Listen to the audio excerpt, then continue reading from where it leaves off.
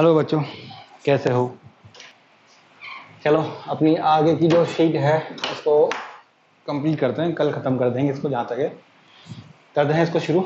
एक बार चेक कर लूँ वीडियो चालू है या नहीं है। हाँ सही है। क्या करें, बहुत परेशानी करता है ये। तो शायद अपन सेक्शन डी के ऊपर थे,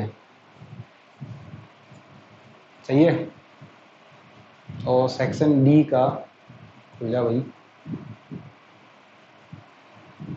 अपना शायद 16 नंबर ऐसा कुछ क्वेश्चन पर अपन चल रहे थे।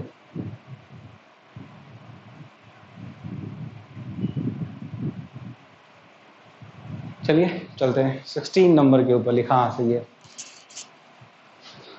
क्या है 16 नंबर? पृथ्वी के चारों ओर एक कक्षा में एक उपग्रह है, घूमता है। तो इसके लिए आपको एक उपग्रह घूम रहा है किसके चारों ओर? पृथ्वी के चारों ओर। तो कौन सा स्टेटमेंट इसके लिए क्या है, रॉन्ग है, वो आपको क्या करना है यहाँ पर बताना है। तो कोई इसी मेरे हिसाब से परेशानी नहीं होनी चाहिए। फर्स्ट नंबर ऑप्शन क्या लिखा हुआ? यह मुक्त रूप से गिरता हुआ पिंड है, फ्री फॉल। कौन सा? 16 नंबर के अंदर इसमें कोई त्वरण नहीं होता। स्टेटमेंट रॉन्ग बताना है, सही है। थर्ड नंबर, यह नियत चाल से क्या होता है, गतिशील।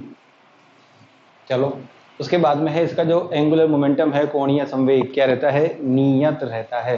तो स्टेटमेंट रॉन्ग, अब तो शायद पता लग गया होगा। फर्स्ट नंबर फ्री फॉल तो होता ही होता है। फिर लिखा हुआ है सेकंड नंबर कि इसमें कोई त्वरण नहीं होता। समझ जाओ। अब तो थियोरेटिकल क्वेश्चन है, खूब बार बता चुका हूँ मैं पहले भी, तो कोई ऐसी खास बड़ी बात यहाँ पर नहीं है। चलो अब फिर आएगा थोड़ी देर बाद में। आगे थर्ड नंबर भी सही है, स्टेटमेंट सही है। यह नियत चाल से गतिशील होता है, बिल्कुल। सर्कुलर पाथ में घूमते समय हमेशा इसकी जो स्पीड होती है क्या होती है, कांस्टेंट। बचे कितने? अब 2। लगाओ तुम्हारी बुद्धि थोड़ी सी। चलिए आगे 17 नंबर पे चलते हैं अपन। एक दिख रहा है मेरे को तो सेकंड और 4 में से, लगाओ दिमाग। अब 17 पे आते हैं। कोई भी ग्रह है जो एक सर्कुलर पाथ में क्या कर रहा है, घूम रहा है, तो उसका जो टाइम पीरियड है वो किस पर डिपेंड नहीं करता। तो आपको 17 नंबर के लिए जो टाइम पीरियड है इसका फॉर्मूला अगर आपको याद हो, बड़ा खतरनाक फॉर्मूला है, इसे याद होने की संभावनाएं बहुत कम होती है। GME और ये होता है R की पावर में 3/2 होता है। बड़ा आ जाता है 2-3 बार करने के बाद में। तो देखो, ग्रह के द्रव्यमान पर निर्भर नहीं करता के बारे में पूछा, करता है बिल्कुल। जिसके चारों घूमते हैं उसका मास आता ही है, अर्थ का अर्थ है। और सब कुछ ग्रह की त्रिज्या पर बिल्कुल करता है भाई साहब। फिर उसके बाद में है उपग्रह के द्रव्यमान पर, जो सैटेलाइट आपने घुमा रखा है उसके द्रव्यमान पे, तो आपका क्या होगा, नहीं करता। तो इसमें कहीं भी पूरे फॉर्मूले में जो सैटेलाइट होता है उसका मास नहीं आता। सब रेडियस कहाँ आएगी, GME को चेंज करेंगे तो नीचे इसमें अंदर क्या आ जाएगी, GRE का स्क्वायर। तो रेडियस तो आ जाती है भाई। चलो तो आपका मोस्ट करेक्ट देखिए आप कौन सा है, जो भी उपग्रह है उसके द्रव्यमान पर ये निर्भर नहीं करता। चलिए समझ गए बात को। अब आ जाते हैं कहाँ पर, 18 नंबर पे।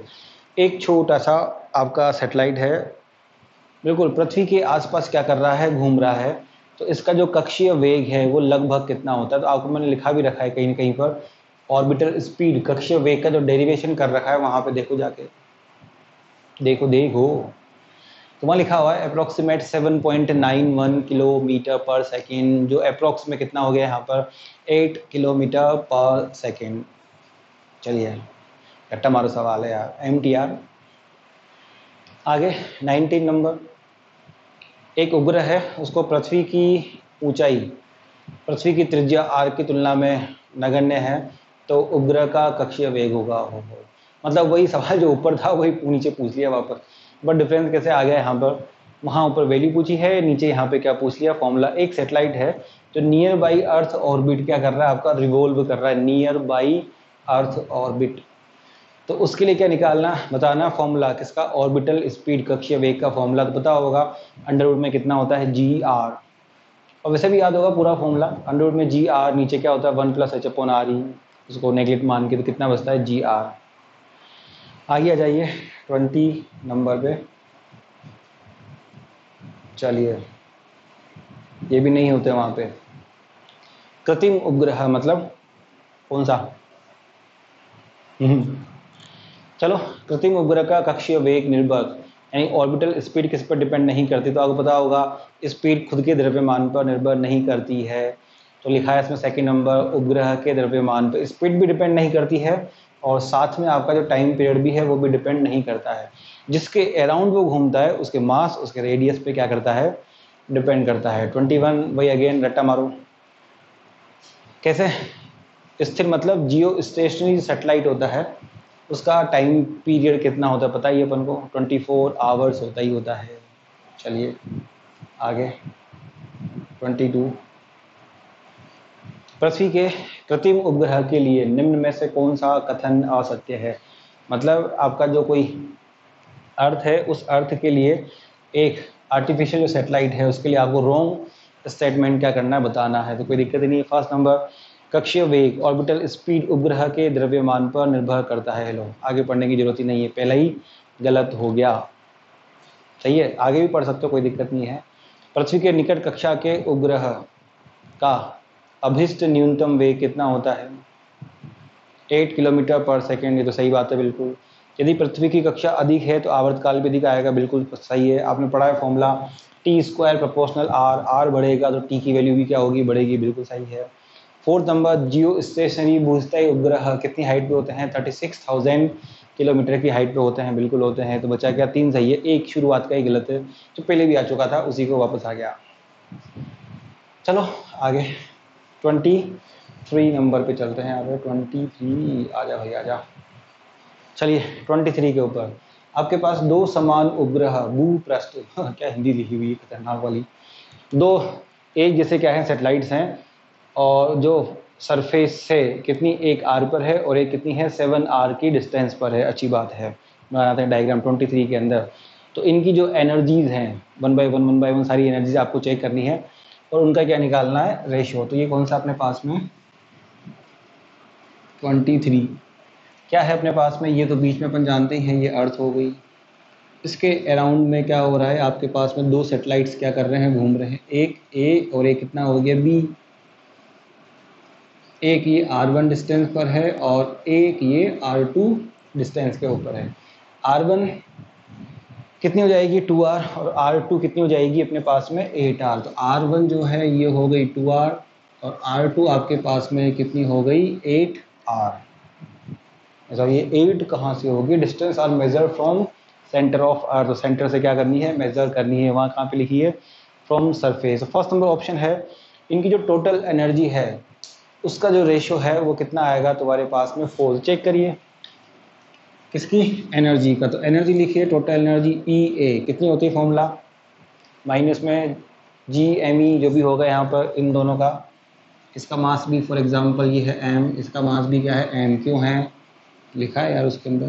तो ये कितना बनेगा G M E M upon नीचे आता है 2r। तो दो तो यहाँ पहले से होता ही है और यहाँ पे कितना हो गया इनटू में ये कितना हो गया ये 4r।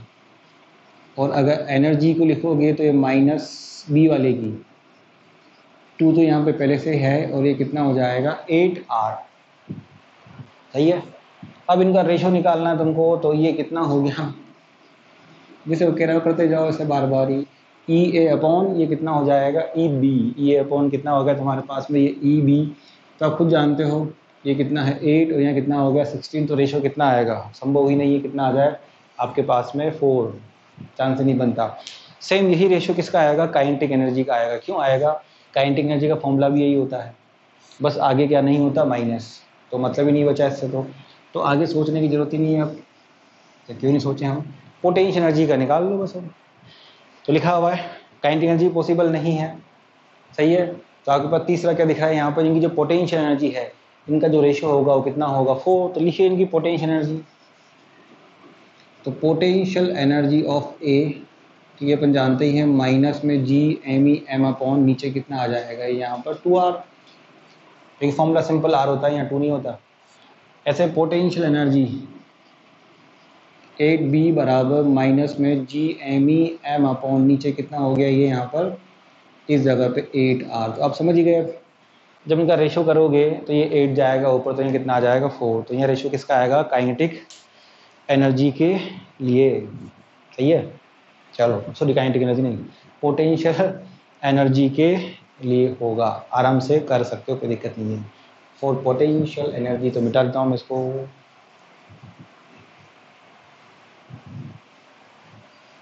चलो आगे चलते हैं अपन, किस पे है 24।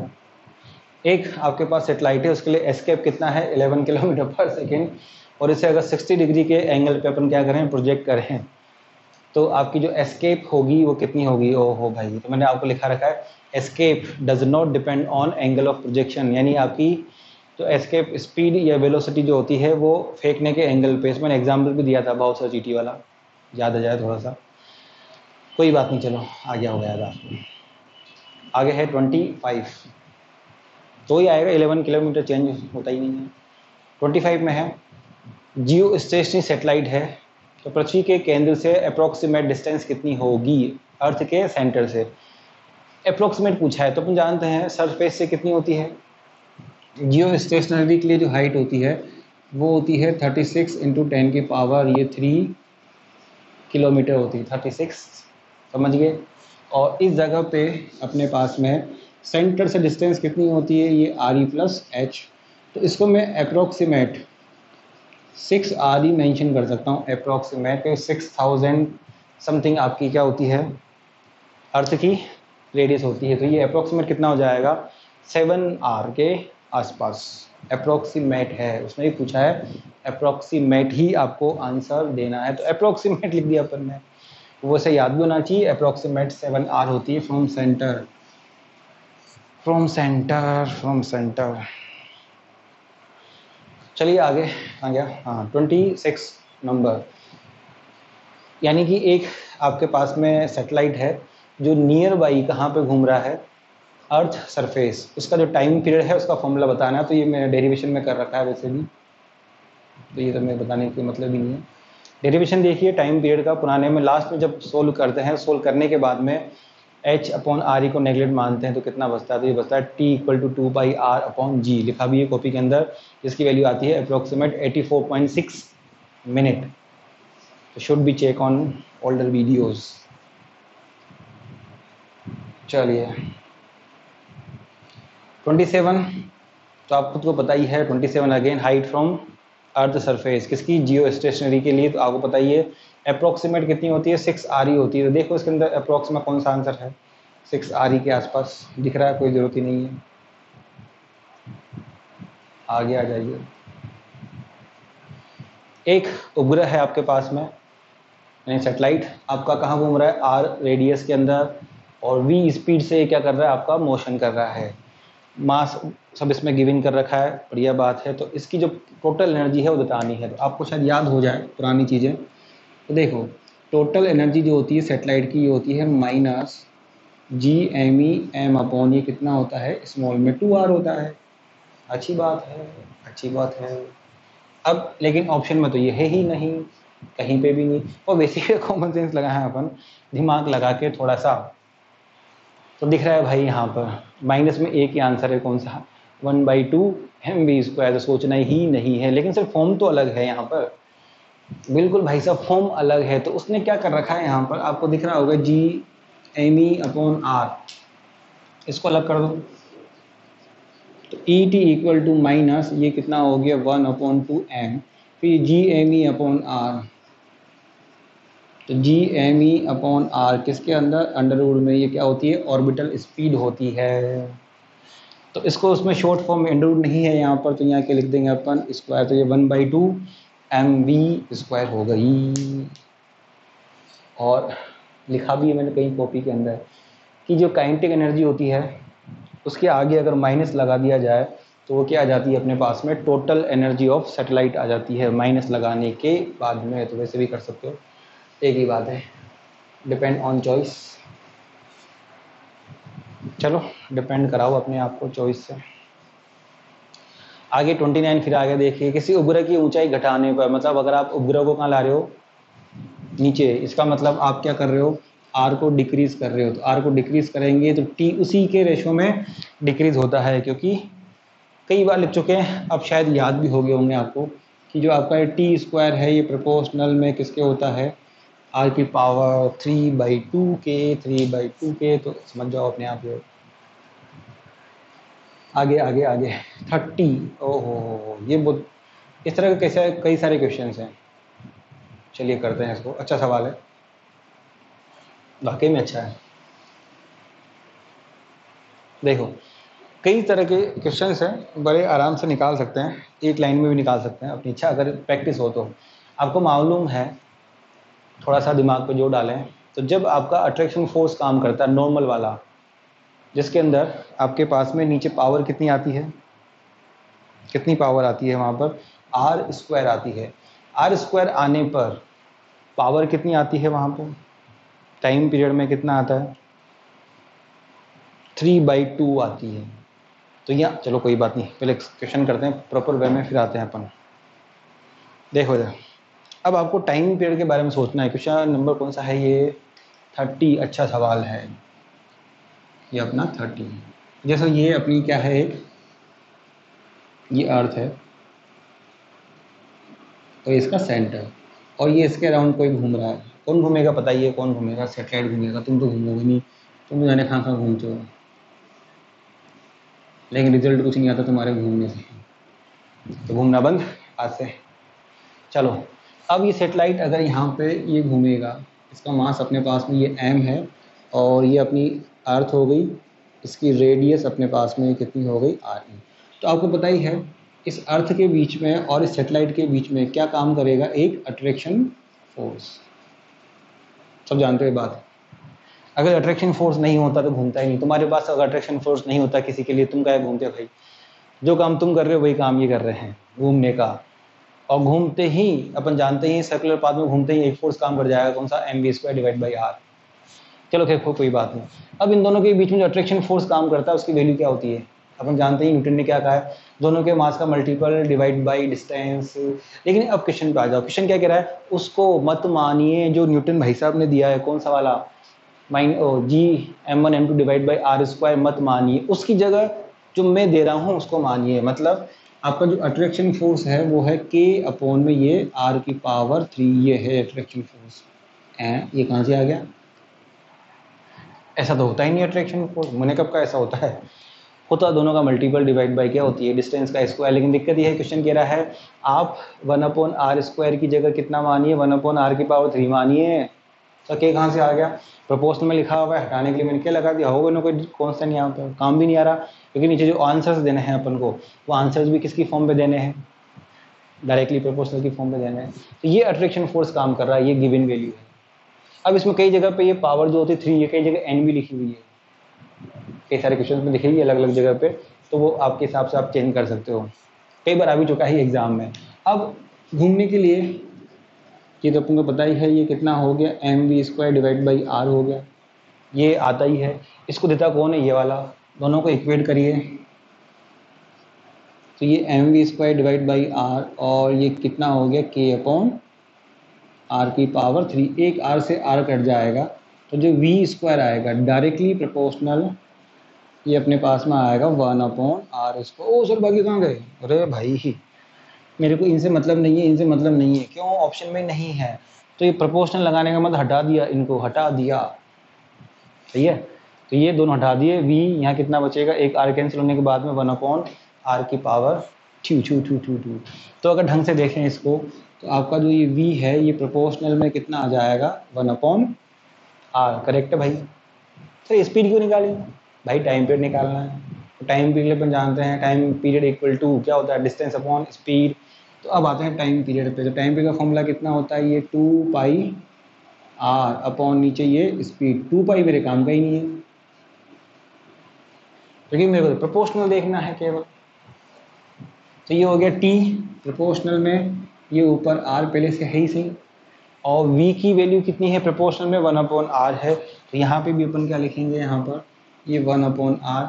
आगे तो आप समझिए क्या होगा तुम्हारे पास में, ये r कहाँ चला जाएगा, ऊपर है, तो t जो आएगा प्रोपोर्शनल में किसके आ जाएगा, ये स्क्वायर के, चाहिए t किसके प्रोपोर्शनल आ जाएगा अपने पास में, ये स्क्वायर के आ जाएगा, ये r चल जाएगा ऊपर।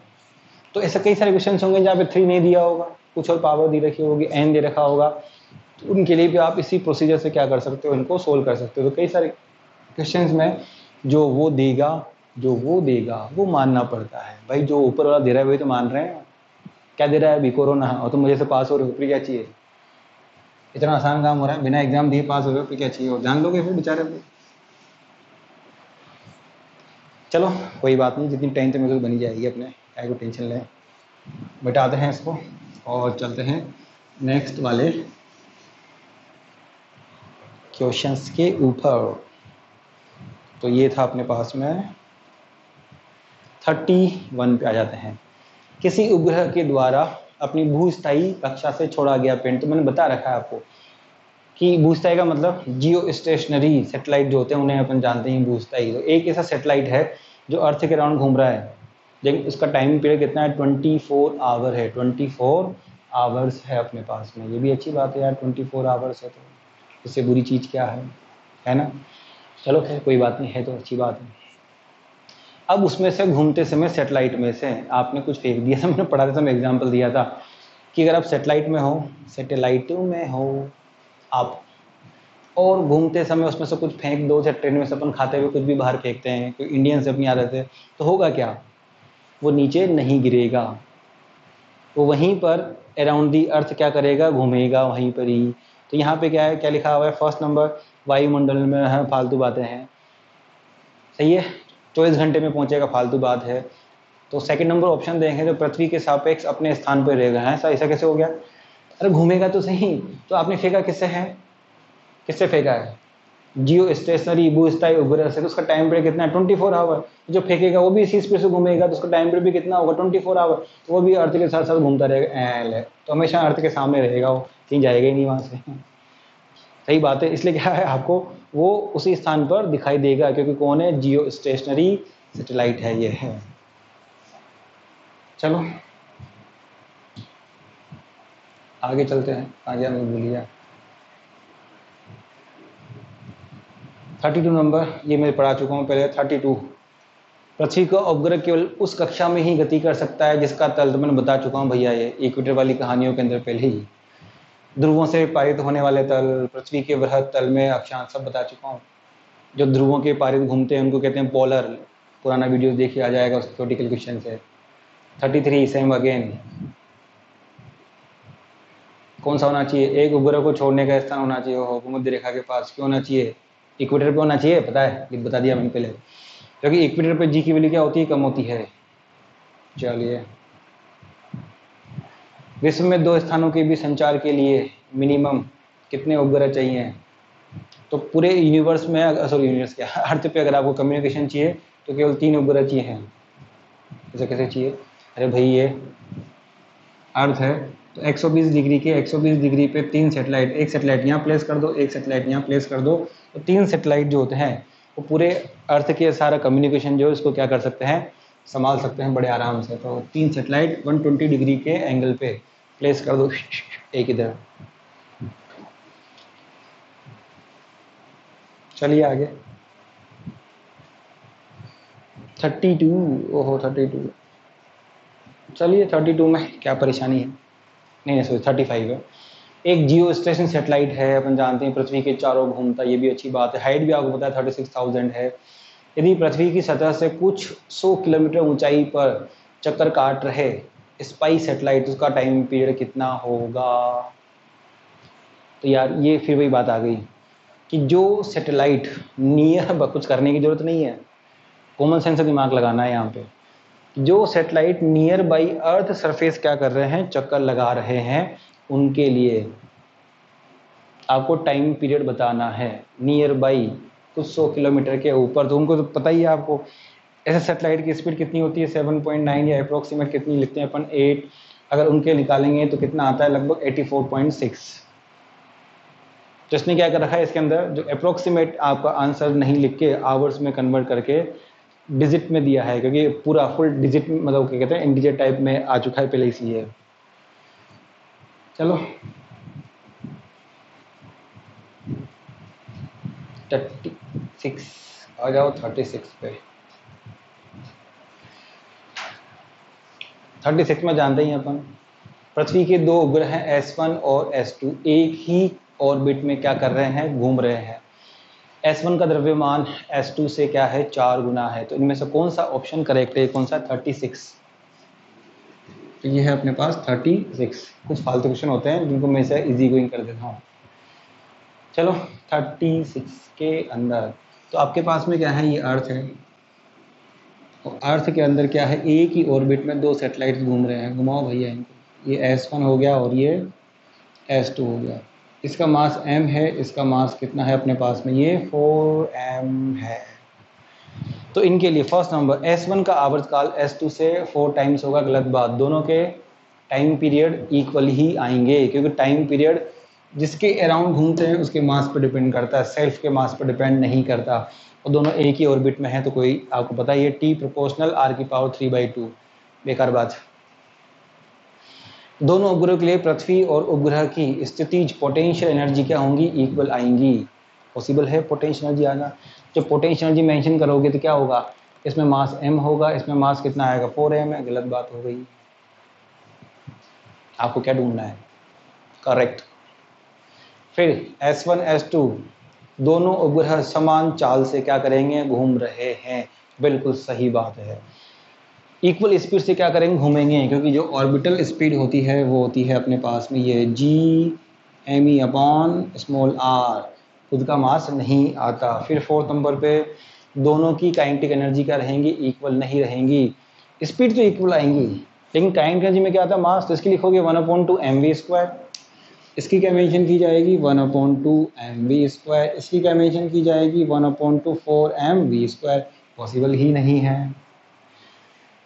सही है, चलो पॉसिबल तो है ही नहीं, कहाँ गया, मिटाते हैं इसको।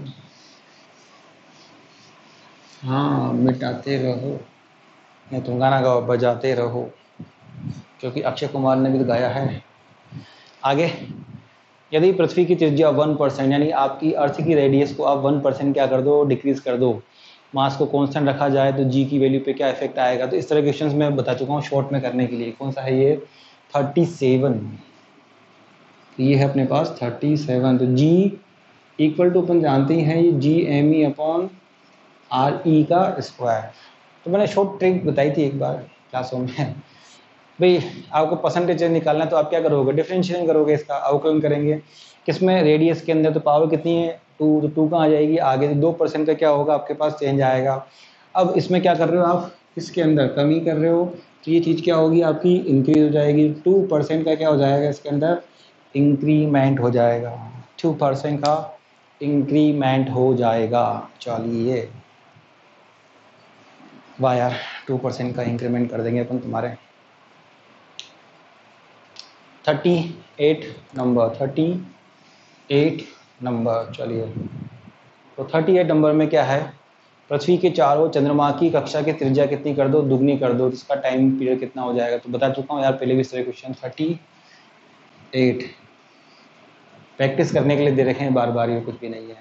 तो ये अपने पास में क्या है, अर्थ है। अभी ये कितने डिस्टेंस पर है, r1 पे, तो ये टाइम पीरियड कितना हो गया, t1।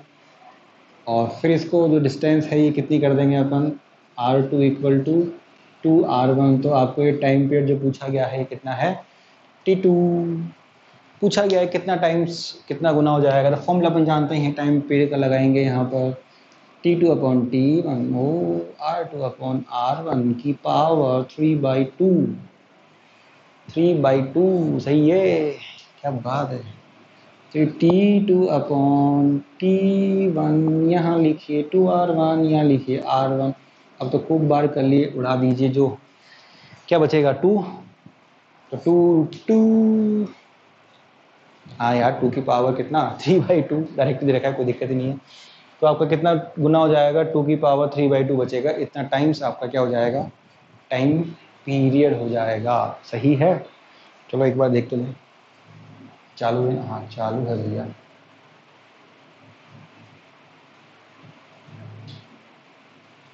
हाँ ये कई बार फोकस नहीं कर पाता।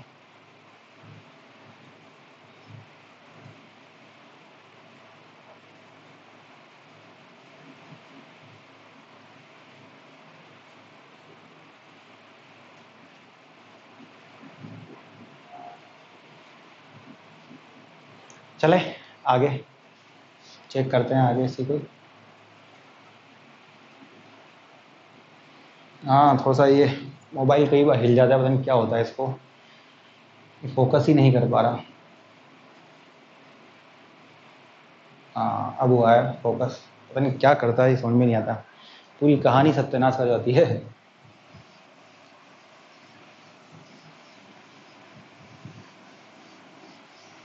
देखते हैं, पता नहीं पहले वाली में क्या गड़बड़ हुई।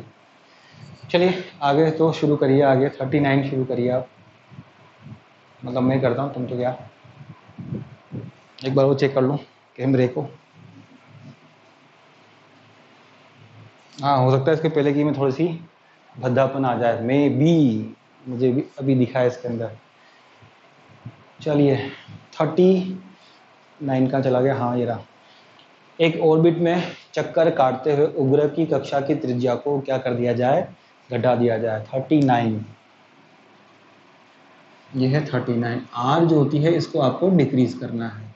ऑर्बिटल रेडियस यानी डिस्टेंस फ्रॉम सेंटर टू, कहाँ का सेंटर, जो अर्थ का सेंटर है जहाँ पर वो है।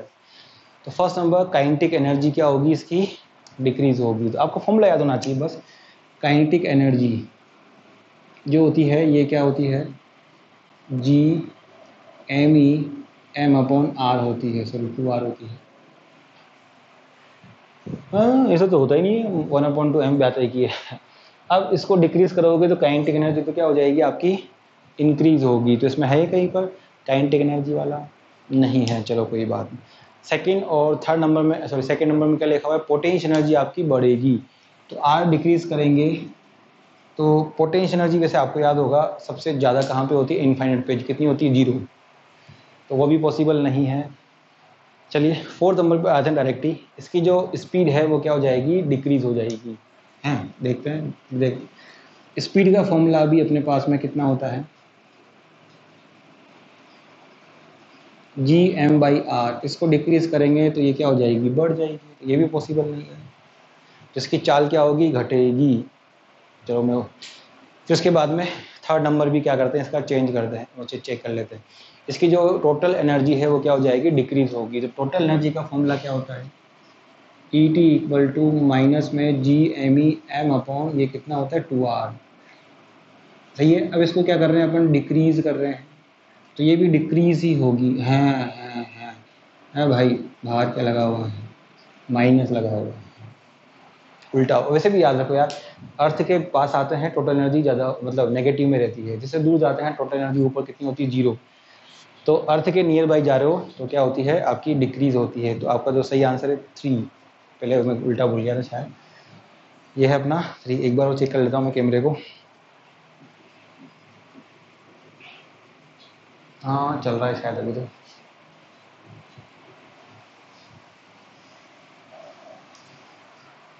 आगे आ जाते हैं अपन, पेन बहुत बारीक बारीक दिखता है इसके अंदर। 40 नंबर, ये भी आ चुका है तुम्हारे एग्जाम के अंदर। ये है अपने पास 40 नंबर का है यार, बहुत सारे क्वेश्चन हो गए। 40 नंबर में क्या है, अगर आपका एक सैटेलाइट है तो अपन जानते ही हैं ये इस तरह से वो इसके अराउंड क्या करता है, अर्थ के अराउंड घूमता है। ये है अट्रैक्शन फोर्स। और यहाँ पे क्या होती है, इसके पास में स्पीड होती है। आपने पढ़ाई है कई जगह पे, एक टेंजेंट ड्रॉ कर देंगे तो क्या मिल जाएगी आपको, स्पीड मिल जाएगी वहाँ पर। अब क्या लिखा हुआ है इसके अंदर कि एकदम में ही आपका जो अट्रैक्शन फोर्स है ये खत्म हो जाए, अट्रैक्शन फोर्स से खत्म हो जाए। तो आपने पढ़ा हुआ है कि अट्रैक्शन फोर्स ही क्या करता है, इसको प्रोवाइड करता है घूमने के लिए आपका mv² डिवाइड बाई आर। जब घूमने के लिए अट्रैक्शन फोर्स ही नहीं बचेगा तो इसके पास में उस मोमेंट पे स्पीड तो होगी, उसके टेंजेंशियल स्पीड से क्या होगा, फिर ये आगे की तरफ क्या होगा, बढ़ता रहेगा, सर्कुलर पाथ में नहीं घूमेगा। तो देखो कौन सा ऑप्शन है इसके अंदर, फर्स्ट नंबर क्या लिखा हुआ है, उसी कक्षा में v वेग से घूमेगा, पॉसिबल ही नहीं है क्योंकि अट्रैक्शन तो बचा ही नहीं है। सेकंड नंबर, उसी ऑर्बिट के अंदर स्पर्श का टेंजेंशियल स्पीड, बिल्कुल सही बात है, उसी के अनुदिश क्या करेगा, गति करेगा। टेंजेंशियल आपकी क्या करेगा, वो मोशन करेगा, मतलब आगे बढ़ता जाएगा उसी स्पीड से। आगे चलते हैं। 41 अब मैं नहीं करूँगा, क्योंकि ये कई बार पहले भी आ चुका है, बहुत बार आ चुका है। 41 में अपन जानते हैं कितना होता है, 41 में बताइए कितना होता है 41 में? वही T2/T1, तो पहले भी अपन कई बार लगा चुके हैं, तो सेल्फ करेंगे इसको। तो 42 भी नहीं करूँगा, क्यों नहीं करेंगे भाई? क्या पूछा है? उसकी जो ऑर्बिटल स्पीड है उसका फॉर्मूला ही तो पूछा है यार। तो ऑर्बिटल स्पीड का फॉर्मूला याद है आपको तो लगा दीजिए, मत करिए नहीं तो। फॉर्मूला ये डायरेक्ट यार, फॉर्मूला ही तो है ऑर्बिटल स्पीड का। कितना होता है? gme/r। लिखो जी, किस में चेंज कर रखा है इसको? स्मॉल जी के अंदर तो लिखा हुआ है बुक कॉपी में डायरेक्ट क्वेश्चन का आंसर। सर अंडरवुड तो है नहीं। अब देखो तो सही गधो, अंडरवुड किसे नहीं है इसके अंदर, लास्ट वाले में लिखा हुआ है अंडरवुड। चलिए आगे। 43 करने की जरूरत है मेरे को, अगर तुमको हो तो करूँ। कहा है एक कोई प्लानेट है, सही है, वो अर्थ से 10 टाइम्स हेवी है, लेकिन उसकी रेडियस 10 टाइम्स कम है। तो उसके लिए जो एस्केप है वो आपको बतानी है। तो देखो तो कैसे ये जो प्लानेट है, कौन सा नंबर है, कर देता हूँ, कम ही आते हैं इस तरह के क्वेश्चंस। तो ये अपने पास कोई प्लानेट है, ये इसकी रेडियस और ये इसका मास। तो क्या मेंशन कर रखा है कि मास जो है आपका 10 टाइम्स है किससे? अर्थ से। तो रेडियस जो है ये 10 टाइम है किससे, सॉरी 10 टाइम्स कम है किससे? वही अर्थ से। तो इसके लिए क्या बताना है आपको? एस्केप बताना है। तो इसके लिए जो एस्केप का फॉर्मूला लिखोगे आप, तो Vm = ये कितना हो गया? 2Gm ये मेंशन होगा Rm। तो यहाँ पर 2G और ये कितना हो जाएगा? Me में कितना हो गया? ये 10 और ये Re ऊपर चल जाएगा 10, तो ये हो जाएगा 100। 100 किस फॉर्म में बाहर आ जाएगा? 10 की फॉर्म में। तो ये बाहर आ जाएगा 10, तो ये बचेगा 2Gme/Re। इसकी वैल्यू अपन जानते हैं कितनी होती है, 11.2। मल्टीप्लाई कर लीजिए है, समझ जाओ आगे आपका जो भी आंसर दिख जाएगा आपको। 110 किलोमीटर/सेकेंड। सही है। चलिए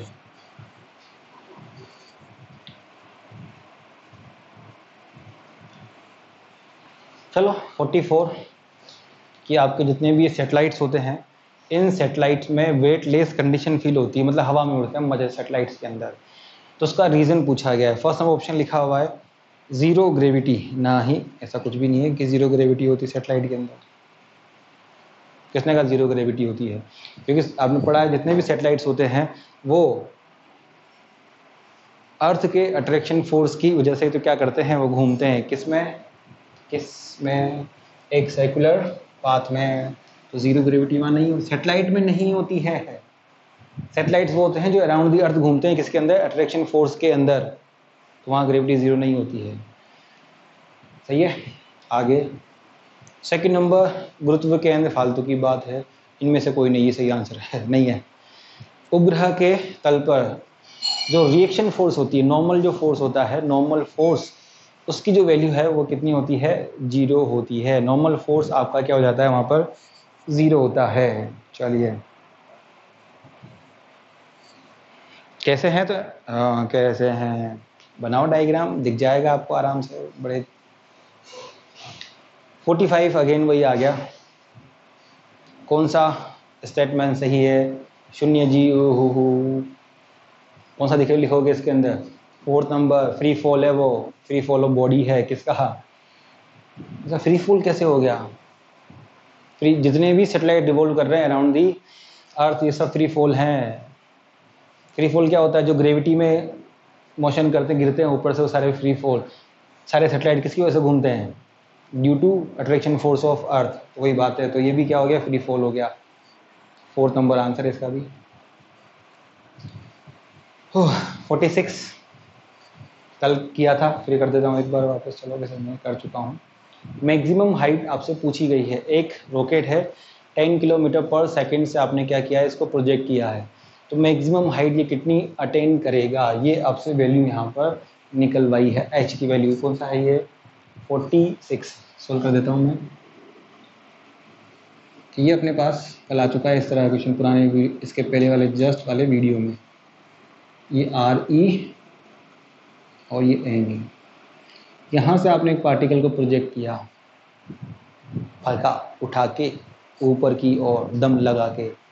तो इनिशियल में आपने इसमें कितनी स्पीड दी है भाई, 10 किलोमीटर पर सेकंड दी, 10 दिए, 11 नहीं दी। 11 देते तो अपन जानते हैं कहाँ चल जाता, ऊपर परमानेंटली, कहाँ पे, भगवान के पास। तो ये पूछा गया है जैसे जैसे जैसे जैसे जैसे भाई साहब ऊपर ऊपर ऊपर जाएंगे तो ये क्या हो गई, इनकी मैक्सिमम हाइट हो गई। इस मैक्सिमम हाइट तक इस जगह पे जो स्पीड आएगी कितनी होती है, ये 0 होती है मैक्सिमम हाइट के ऊपर। जानते हैं जैसे जैसे ऊपर जाएगा अट्रैक्शन फोर्स की वजह से क्या होगा, स्पीड 0 हो जाएगी। एक पॉइंट ऐसा आएगा जहाँ पे इसकी स्पीड कितनी होगी, 0। उसके बाद ये पार्टिकल वापस का आना शुरू करेगा, धीरे धीरे धीरे धीरे नीचे आना क्या करेगा, ये शुरू कर देगा धीरे धीरे से, गाना गाएगा। तो इस तरह क्वेश्चन कैसे करते हैं बता रखा है कई बार एनर्जी कंजर्वेशन से। अगर डायरेक्ट फॉर्मूला याद हो पोटेंशियल एनर्जी का वैसे भी लगा सकते हो, नहीं याद है कोई बात नहीं, एनर्जी लिखो। इस मोमेंट पे आप क्या लिखोगे, पोटेंशियल एनर्जी, तो माइनस में G m अपॉन ये RE। इस मोमेंट पे काइनेटिक एनर्जी अपने आप गया नहीं, फेंका है आपने यहाँ से, तो ये 1/2 mv² होगी से।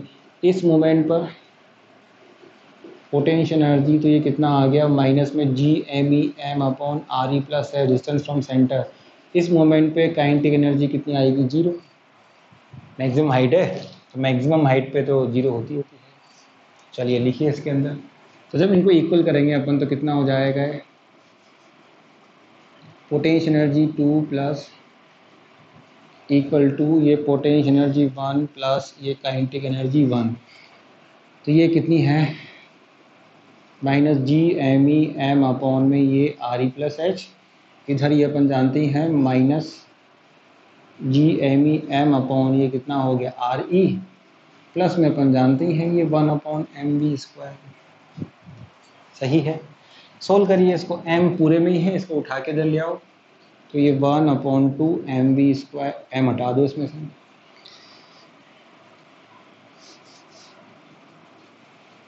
वन अपॉन टू ये v², m उड़ा दिया और इन भाई साहब को उधर भेज दिया। तो ये कितना हो गया, G अपॉन ये कितना हो गया RE नहीं है, और इधर ये कितना हो जाएगा माइनस में G अपॉन ये RE प्लस H हो गया। अब इसको सोल्व करना है और आपको क्या बताना है, इस H की वैल्यू आपको क्या करनी है, बतानी है। और H की वैल्यू भी किस फॉर्म में लिखी हुई है आपके पास में, R के फॉर्म में है, निकाल सकते हो बड़े आराम से। समझ गए निकाल है। अरे यार बड़ा आसान काम है, देखो इधर G उठा के ले आओ। इस B की वैल्यू तुम्हारे पास है ही सही, इस B की वैल्यू है ही सही, वैल्यूज तो रखनी पड़ेंगी, कोई ऑप्शन नहीं है भाई साहब। चलो इसके लिए सोल्व करना है, इस H के लिए तो वैल्यूज़ रखिए। G इसमें से कॉमन ले ला के जैसे भी आप चाहते हो सोल्व करना, गणित के विद्यार्थी हो इतना तो कर ही सकते हैं। सोल्व करके इस H की वैल्यू आपको क्या करनी है, निकालनी है। यहाँ पे 10 रख दीजिए, कैंसिल हो ही जाएगा, m का कोई मीनिंग ही नहीं है, और सोल्व करिए इसको। तो करो ना, सारे काम में थोड़ा करूँगा। अरे यार सोल्व करो किसके लिए, इस H के लिए। तो आगे तो इतना दिमाग लगाओ, m कैंसिल हो ही जाएगा। सोल्व तो खुद भी कर सकते हो, कोई खास ऐसी बड़ी बात नहीं है। इसको एक और तरीका, अगर आपको डायरेक्ट चेंज मालूम है पोटेंशियल एनर्जी में, डायरेक्ट अगर फॉर्मूला याद है डायरेक्टली, तो ये होता है फिर 1/2 mv² इक्वल टू ये mgh और ये 1 प्लस h/RE। डायरेक्टली अगर याद है कि चेंज इन पोटेंशियल एनर्जी कितना होता है, यही होता है। खत्म हो गया काम 2 लाइन के अंदर। H की वैल्यू बतानी है तो इसे भी कर सकते हो सोल्व करके, डिपेंड ऑन योर चॉइस। फिर उसको सोल्व करने के बाद आता है ये घूम फिर के, अगर आपको याद है तो, नहीं है तो कोई दिक्कत नहीं, करेगा बैठे बैठे। फिर ही तो अभी कौन से बहादुरी काम कर रहे हो आप। चलो आगे। एक ग्रह है, 1 kg द्रव्यमान के पिंड को पलायन वेग कितना है, 100 मीटर है, 100 मीटर पर सेकंड है। तो ग्रह की पोटेंशियल, ग्रेविटेशनल पोटेंशियल जो एनर्जी है ये आपको बतानी है। 1 kg का है, इसके लिए एस्केप वेलोसिटी कितनी है, देखो कौन सा नंबर है ये, 47। हाँ ये तो गाना है, 47 देख कुड़ी का, ऐसा कुछ गाना है। चलो मास कितना है इसका, ये है 1 kg का, ये भी अच्छी बात है अपने पास में। और एस्केप इसके लिए कितनी है, एस्केप कितनी है 100 मीटर पर सेकंड, तो एस्केप इतनी है 100 मीटर पर सेकंड है। तो क्या पूछा गया है इसके लिए, ग्रेविटेशनल पोटेंशियल एनर्जी, डायग्राम बनाते हैं अपन अभी थोड़ी देर में। जैसे मान लो ये प्लानट हो गया, ये इसकी रेडियस है और ये इसका क्या हो गया अपने पास मास है, ये इसको m1 और ये कितना r1 लिख लिया अपन ने, ये m में ले चुका हूँ वहाँ पर। अब इसके ऊपर ये पार्टिकल रखा हुआ है, इसका मास कितना है ये 1 kg का, और ये क्या हो गया इसके लिए ये इनफाइनाइट हो गया। अगर इसके लिए अपन पोटेंशियल एनर्जी मेंशन करेंगे, तो पोटेंशियल एनर्जी मेंशन करोगे तो फॉर्मूला क्या होगा यहाँ पे, माइनस Gm1 m डिवीज़न में कितना हो जाएगा यहाँ पे, ये R1 आएगा अपने पास में पोटेंशियल एनर्जी का, ये निकालना है। चलो कोई बात नहीं। अब मेरे पास इसने क्या है, ये सब वैल्यू तो दी नहीं, R दिया नहीं, m1 दिया, लेकिन पोटेंशियल सॉरी एस्केप दे रखा है, पलायन दे रखा है। तो ये v की वैल्यू कितनी 100, और v की वैल्यू का फॉर्मूला क्या होता है 2Gm1 डिवीज़न में ये R1, एस्केप का फॉर्मूला होता है पलायन वेग का, सूत्र। तो ये पलायन वेग जो होता है उसका फॉर्मूला हो गया। इसमें देखो v की वैल्यू 2Gme, इसको अलग अलग कर दो, तो v इक्वल टू या स्क्वायर कर दो फॉर एग्जांपल इसका, तो ये कितना आ गया 2Gm1 अपॉन R1, 2 का डिवीज़न कर दो तो ये v स्क्वायर अपॉन 2 और ये Gm1 अपॉन ये R1, सही है। तो इस Gm1 अपॉन R1 की जगह जब अपन मेंशन करेंगे तो ये कितना हो गया माइनस, यहाँ कितना हो गया, जैसे मैं डायरेक्टली लिख सकता था, ऐसा कोई बात नहीं थी, लेकिन इच्छा नहीं थी, mv स्क्वायर। अब तो क्या करूँगा, नहीं तो कितना हो जाएगा माइनस 1/2, m की वैल्यू तुम्हारे पास 1 है ही सही, और ये कितना हो गया 100 इंटू 100, उड़ा दीजिए इसको, तो आ जाएगा तुम्हारे पास आंसर, आ जाएगा माइनस में 5000 जूल। सही तो है यार, कैंसिल उड़ा दो, आ गया 5000 जूल। चलिए आगे 48 नंबर चल रहा है, हम देख लेते हैं एक बार। हाँ चल रहा है भाई, चल रहा है,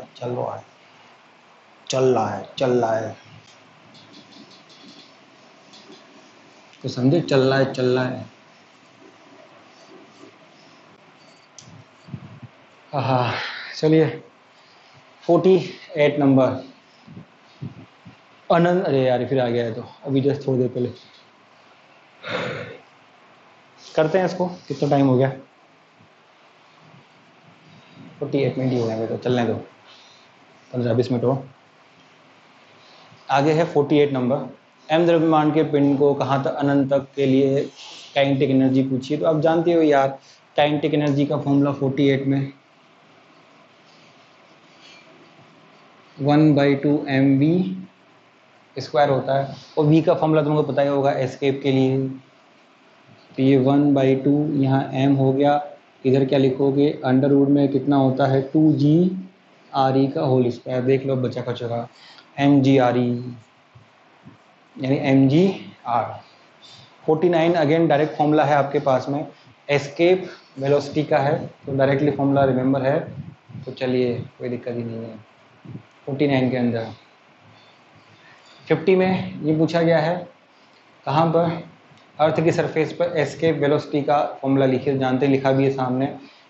ओहो यार ये क्या करते हैं बेटे, पलायन वेग का अंडर रूट में कितना होता है जी पता ही आपको।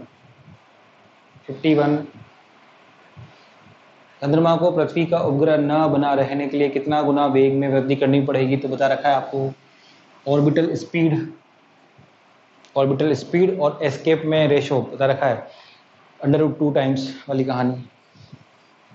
52 भाई आ गया, 52 नहीं करूँगा, 52 कल कर चुके हैं। सिंपल सा है, एक उपग्रह इसका प्लान वे कितना है, वी है, कहाँ लेके जाना है ऐसा पे जहाँ पे मास कितना हो, तो अपन जानते ही हैं, कर लोगे ना, तो 52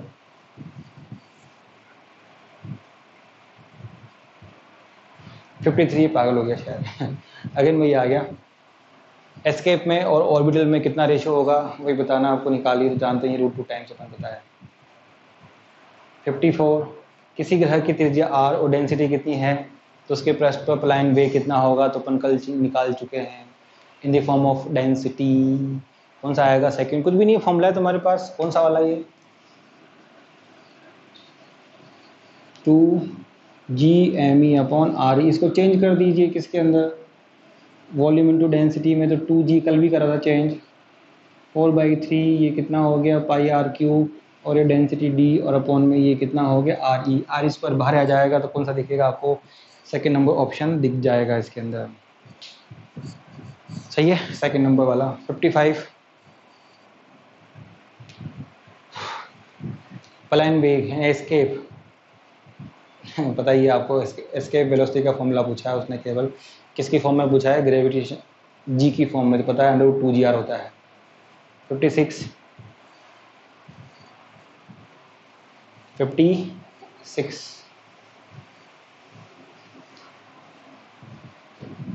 50 में 6 56, चलिए 56 हाँ कहाँ है 56 करूँ, चलो कर लेता हूँ।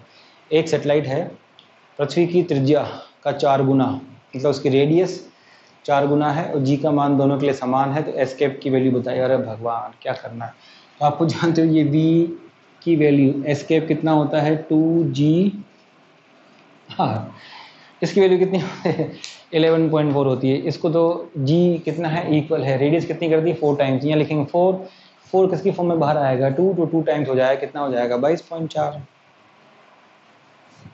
खूब बार आ चुके हैं, आराम से याद करना चाहिए अब आपको बड़े मजे से। चलिए 57 एक मिसाइल पलायन वेग से यानी एस्केप से क्या है कम छोड़ी गई है, तो उसकी गतिज ऊर्जा और स्थितिज ऊर्जा का योग किस में आएगा, नेगेटिव।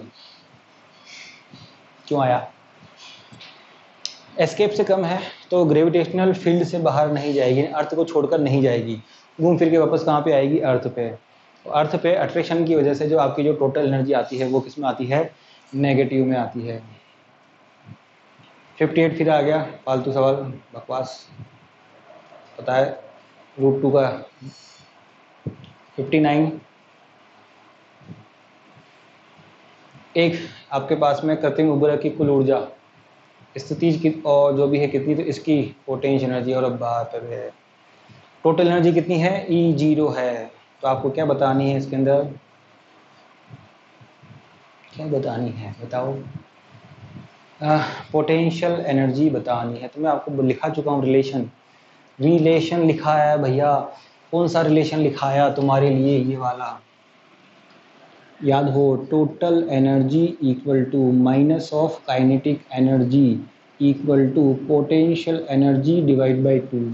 अब आपको इन दोनों में क्या निकालना है, रिलेशन। चलो कर लोगे अब तो, कोई परेशानी नहीं होनी चाहिए मेरे हिसाब से। तो टोटल एनर्जी ये कितनी है E0 है, और इन दोनों में तो कर लो यार, 2 टाइम्स आ जाएंगे, समझ गए, मिटा देता हूँ। तो 60 मैं करा चुका हूँ, 60 नंबर किसके अंदर, आपकी जो एस्केप जहाँ पे पढ़ा रखा है, सॉरी एनर्जी कंजर्वेशन वाला जो वीडियो है उसमें कर चुके हैं। फिर भी चलो कई बार मैं एक बार हिंट देता हूँ वापस। पृथ्वी है, सूर्य है, M1 M2 मास है, सबको गिवन है, इनके बीच की डिस्टेंस भी गिवन है कि वो इन्फिनिट पे पहुँच जाए, तो ये आपके पास में है, कौन सा नंबर है 60, तो ये हो गया अपने पास में, ये है 60 हो गया 60। चलो क्या लिखा हुआ है आपके पास, सूर्य, ओहो, एक तरफ ये है मास M1, एक तरफ है ये मास M2, इनके बीच की डिस्टेंस है ये d, इनके बीच में मिड पॉइंट पर एक रखा हुआ है M मास, इसको फेंकना है ऊपर की चला जाए, कहाँ पर, अनंत पर, इनफाइनाइट पर चला जाए। तो ये पूछा है कितनी स्पीड होगी, तो आप जानते हो मोशन हो गया, एनर्जी कंजर्वेशन काम में लोगे, तो यहाँ पे जो पॉइंट आप कंसिडर करोगे तो इसके लिए तो पोटेंशियल एनर्जी भी 0 आएगी, काइनेटिक एनर्जी भी कितनी आएगी 0 0 0, पोटेंशियल भी 0, काइनेटिक भी 0, सही है। चलो इस जगह पे जब आप पोटेंशियल एनर्जी लिखोगे तो अपन जानते हैं बताएगा जितने अट्रैक्शन उतनी ही, तो इसका भी इसके ऊपर अट्रैक्शन है, इसका भी इसके ऊपर अट्रैक्शन है। इधर से कैटरीना कैफ, उधर से आलिया भट्ट, दोनों लगा रही मजे से अट्रैक्शन, तो दोनों एनर्जी आनी है। तो पोटेंशियल एनर्जी कितनी आएगी तुम्हारे पास, माइनस माइनस माइनस माइनस कितनी कितनी कितनी, जी m1 m अपॉन में d/2, इसकी भी तो आएगी, तो माइनस में जी m2 m अपॉन ये d/2। अपने आप तो जाएगा नहीं, तो आपको यहाँ इसको काइनेटिक एनर्जी देनी पड़ेगी। तो कितना हो जाएगा 1/2 ये mv²। अब इनको इक्वेट करोगे आप कौन सी यहाँ पे है, तो आपका जो आंसर है आ जाएगा, करूँ या दोनों को बराबर तो करना है, बराबर है मुझे पता है तुम जानो। तो दोनों को बराबर करोगे इसको इसको, तो ये potential energy 2 plus kinetic energy 2, तो ये पोटेंशियल एनर्जी 1 प्लस कितनी हो गई काइनेटिक एनर्जी ये 1 हो गई। दोनों को इक्वेट कर लो तो यार दिख जाएगा तुमको आंसर। अरे यार वैल्यूज रखनी है यहाँ पे, जी ये हो गया m ये 2 ऊपर भेज दिया अपन ने, ये d ऐसे -2g m2 m अपॉन में ये कितना हो गया ये d प्लस में ये 1/2 इसमें और mv² इक्वल टू 0, इसको तो भेज दो, आपका जो आंसर है दिख जाएगा आपको, कोई दिक्कत नहीं है अभी। हाँ ये आ जाएगा सेकंड नंबर। 2g कॉमन लेंगे तो देखो ये m तो इसमें पूरे में है, हट जाएगा, 2g/d तो आपका जो सेकंड नंबर है वो दिख जाएगा आपको। चलिए आगे आते हैं अपन 61 नंबर पे। चलो, एक उपग्रह पृथ्वी के चारों ओर 8 × 10³ किलोमीटर रेडियस में क्या कर रहा है, चक्कर लगा रहा है। उपग्रह को इस ऑर्बिट से क्या करना है, प्रक्षेपित करने हेतु आवश्यक वेग होगा। सवाल पूरा नहीं है, ये प्रक्षेपित तो करना है लेकिन भेजना कहाँ है ये नहीं लिखा हुआ। तो इसका मतलब है सीधा सीधा कि आपको यहाँ से इसको कहाँ भेजना है, कहाँ भेजना है, इनफाइनाइट में भेजना है। तो 8000 सेंटर से है ये 8000 किलोमीटर, तो अप्रोक्सीमेट आप थोड़ा दिमाग लगाइए, कोई ज़्यादा ऐसा कहाँ गया, भूल के क्वेश्चन गायब हो गया, हाँ ये रहा 61 में 8 × 60 यानी 8000, तो यानी लगभग ये अर्थ की सरफेस से, देखते हैं इसको कौन सा नंबर 61,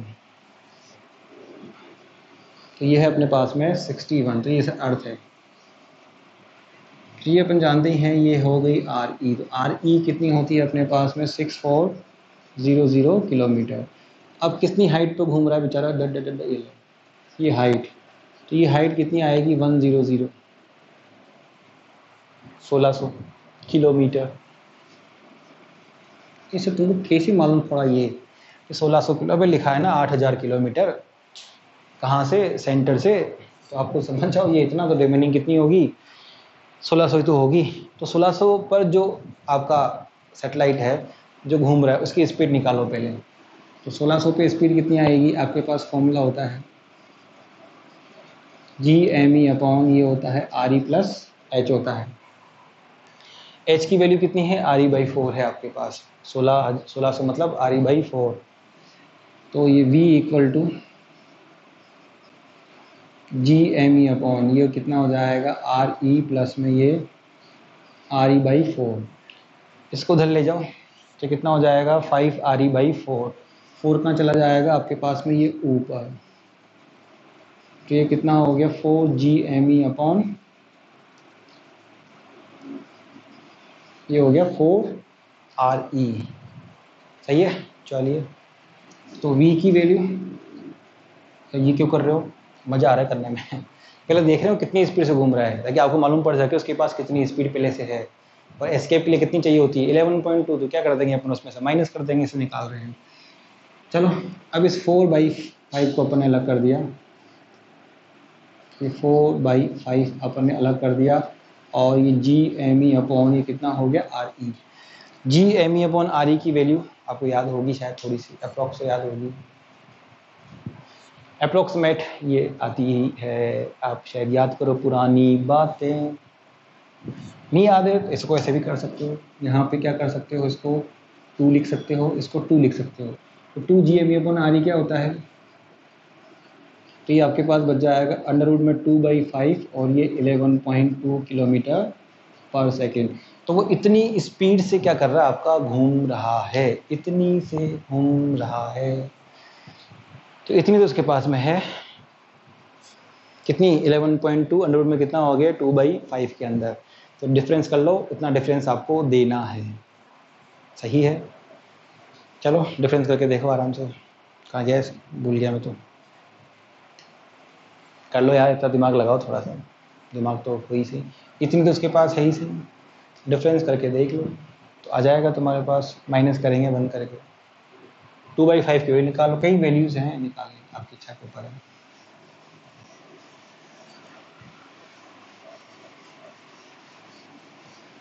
चलते हैं आगे, 70 तक कर लेते हैं आज।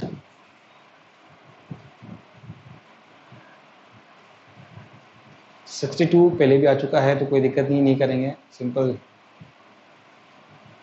पलायन वेग का क्या पूछा है आपसे, अनुपात पूछा है तो पता है तो निकाल सकते हो, कोई दिक्कत नहीं है, अब तो निकाल सकते हो। एक मून के लिए लिखिए और एक किसके लिए लिखिए, किसके लिए, मेरे लिए नहीं, पृथ्वी के लिए। दोनों का डिवीजन कर दो, रेशियो वहाँ पे दे रखा है 6:3। जी का मान वही आ गया, अभी थोड़ी देर पहले भी आ चुका है, रेशियो निकालना है आपको। फिर आगे पृथ्वी के, जो अभी थोड़ी देर पहले जो क्वेश्चन मिटाया है उसी का ही पार्ट है ये एक तरह से। पृथ्वी के बिल्कुल पास क्या कर रहा है, कोई घूम रहा है अंतरिक्ष यान, तो उसके प्रभाव से मुक्त कराने के लिए कितना एडिशनल स्पीड देनी पड़ेगी। तो आपको पता ही है, जो नियर बाई अर्थ सरफेस जो सैटेलाइट्स क्या करते हैं अपने, घूमते हैं, नियर बाई अर्थ सरफेस जो सैटेलाइट्स क्या करते हैं, घूमते हैं, उनकी स्पीड कितनी होती है, अप्रोक्सीमेट 8 होती है। और चाहिए कितनी होती है 11 पॉइंट, माइनस करके देख लो कितना आता है आपका आंसर। अरे तुम्हारी जेब में अप्रोक्सीमेट 8 किलोमीटर पर सेकेंड तो है ही सही।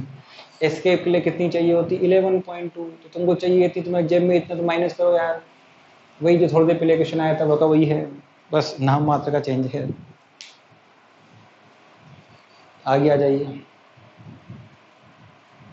आगे क्या है 65 में, ये एम द्रव्यमान की एक वस्तु है, अर्थ की सरफेस से कहाँ रखी है 4re डिस्टेंस पर रखी हुई है। तो उसको एस्केप कराने के लिए क्या किया जाए, न्यूनतम ऊर्जा कितनी दी जाए कि वो एस्केप कर जाए। तो कोई दिक्कत नहीं है, ये कौन सा नंबर है 65, 70 तक पहुँचेंगे आज अपन। 65 के अंदर मजबूरी होगी सारे कराना यार, ये बहुत गंदा काम है। चलो ये अपनी अर्थ है, ये अपन जानते हैं रेडियस है, और ये इसके ऊपर ये h की जो वैल्यू है ये कितनी है, कितनी है भैया 4re है। तो यहाँ से इसको क्या करना है, प्रोजेक्ट करा के कहाँ पहुँचाना है, इनफाइनाइट के अंदर। तो इस जगह पे इसकी जो पोटेंशियल एनर्जी आएगी कितनी आएगी, माइनस में Gme अपॉन ये आ जाएगी 5re। डिस्टेंस फ्रॉम सेंटर कितनी होती है re प्लस एच, तो ये कितनी हो गई 5re, 4 तो वहाँ सिर्फ ऐसे है ही सही। तो आपको इतनी ही एनर्जी किस में देनी है, पॉजिटिव के अंदर देनी है। तो क्या हो जाएगा, ये एस्केप कर जाएगा, तो इतना ही अमाउंट ऑफ आपको किस में देना है, पॉजिटिव के अंदर इतना ही। तो ये पॉजिटिव में Gme अपॉन में कितना हो जाएगा 5re हो जाएगा, 5re हो जाएगा। लेकिन आंसर तो दे नहीं रखा, सब दे तो रखा है, किसके अंदर डी स्मॉल mg में दे रखा है। तो आप खुद जानते हो इसकी जगह पे Gme की जगह पे क्या लिखा जा सकता है, GRE²। तो इसकी जगह ये m तो हो ही जाएगा, इसकी जगह पे क्या लिख देंगे अपन, GRE² अपॉन ये कितना हो गया 5re। अब आप समझ जाओ खुद ही, और वैसे 5 एक ही ऑप्शन में था।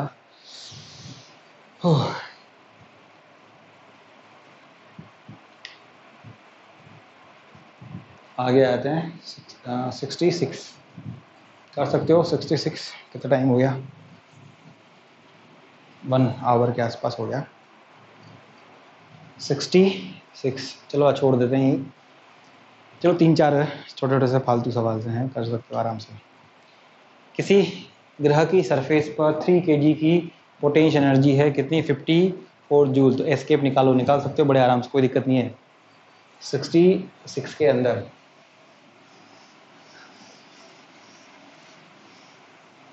किसके अंदर, 66 के अंदर, 66 के अंदर ये है CCCC।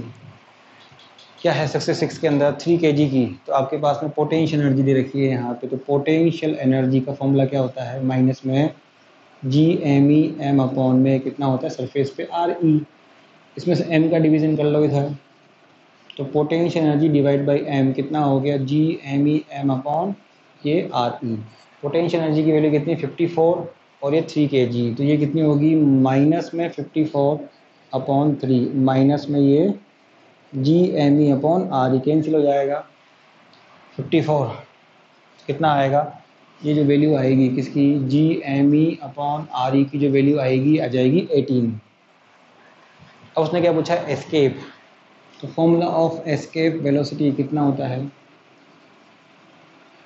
2G_me अपॉन RE, तो V इक्वल टू ये √2 अलग कर दीजिए और क्या करो इसकी वैल्यू रख दो ना बेचारे की, ये कितनी होगी 18 36 और इसका कितना आ जाएगा 6, तो 6 मीटर पर सेकेंड। 67 नहीं करेंगे, कल भी कर चुके हैं अपन, डेंसिटी वाला कल भी कर चुके हैं। चलो 68, पृथ्वी के चारों ओर परिक्रमण उपग्रह की काइनेटिक एनर्जी को दुगना कर दें तो क्या हो जाएगा, वो एस्केप कर जाएगा परमानेंट, तो प्लान कर जाएगा फर्स्ट नंबर ऑप्शन। कैसे मालूम पड़ा तुमको यार, देखो आपकी VE इक्वल टू क्या होता है एस्केप, ये √20 टाइम्स होती है, ये कौन सा नंबर था 68 के अंदर, तो VE इक्वल टू कितना होता है √2V0 होता है तुम्हारे पास। तो आपको मालूम है कि जब स्पीड में √2 का है तो काइनेटिक एनर्जी अगर निकालेंगे तो क्या होता है स्क्वायर होता है, स्क्वायर होता है √2 का स्क्वायर कितना होगा 2, तो 2 टाइम्स आपकी क्या हो जाएगी करनी पड़ेगी, m से मल्टीप्लाई करके देख लो दिख जाएगा आपको वहाँ पे। चलिए फिर आगे 69, पृथ्वी के लिए प्लान वेग का मान निर्भर नहीं करता, जानते हैं अपन किसके ऊपर, खुद के द्रव्यमान पर, केवल खुद के। कहीं भी देखा होगा जितने भी क्वेश्चंस होंगे बॉडी का खुद का वेट कहीं पर भी नहीं आया, बॉडी का खुद का वेट कहीं पर भी नहीं आया। फिर उसके बाद में है 70, चंद्रमा पर वायुमंडल नहीं है क्योंकि, इसको समझ सकते हैं अपन सिंपल सा, दिख रहा होगा कि गैस के अणुओं का पलायन वेग उनके VRMS, आप में से काफ़ी लोगों ने पढ़ा होगा, ये वाला कौन सा नंबर है, ये कौन सा है 70, तो ये है अपने पास 70 के अंदर। तो सिंपल हैं ताकि प्रैक्टिस बने। देखो अपने अर्थ पे जब हवाएं चलती हैं तो उनका जो गैस के मॉलिक्यूल्स होते हैं उनका जो VRMS स्पीड होती है मोशन करने की वो कभी भी 11.2 नहीं होती है। अगर 11.2 हो जाए तो मज़ा हो जाए, यहाँ से जितने भी हवा है ये मॉलिक्यूल छोड़ के चले जाएंगे। मून पे क्या होता है, इनके मोशन करने की जो VRMS स्पीड होती है वो उनकी जो एस्केप है मून पर उससे क्या होती है ज़्यादा होती है, इसलिए वो चल जाते हैं वहाँ पर। आगे 71 आपको मालूम है फॉर्मूला है, डायरेक्टली लगाइए मस्त रहिए। 72 लिखा रखा है डायरेक्टली, 72 लिखा रखा है डायरेक्टली, कोई दिक्कत नहीं है।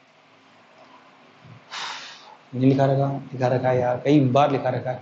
मास पर डिपेंडेंसी नहीं होती है, m की पावर 0 अभी आ चुका है। 73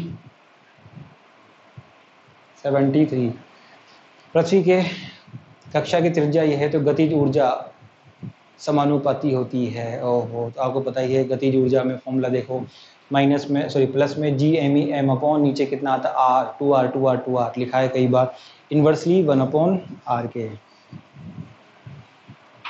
चलो आज यही ख़त्म करते हैं, बहुत हो गया, लंबा हो जाएगा फिर 73 के ऊपर, फिर बाकी करते हैं कल से। तब तक के लिए बाय बाय।